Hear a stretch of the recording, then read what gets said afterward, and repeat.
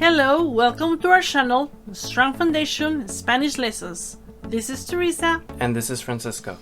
The objective of this series is to learn how to correctly pronounce words in Spanish to better speak and read it.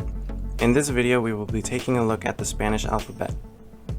One of the advantages of the Spanish alphabet is that the pronunciation of the letters matches with the way the word is written.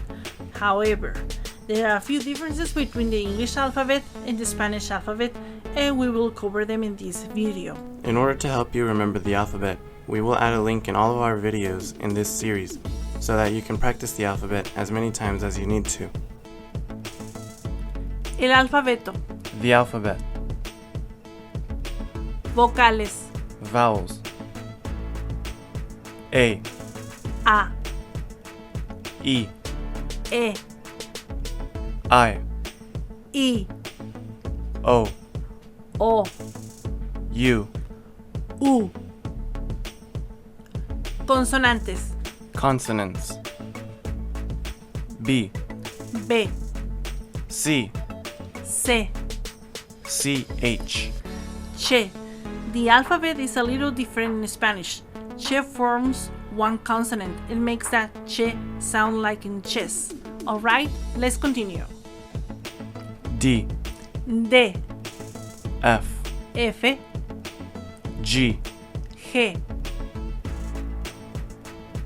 H, H, J, J, K, K, L, L, double L. double L. Is another exception and also forms one consonant and makes the E sound like in llegar, meaning to arrive. Okay, next. M, M, N, N.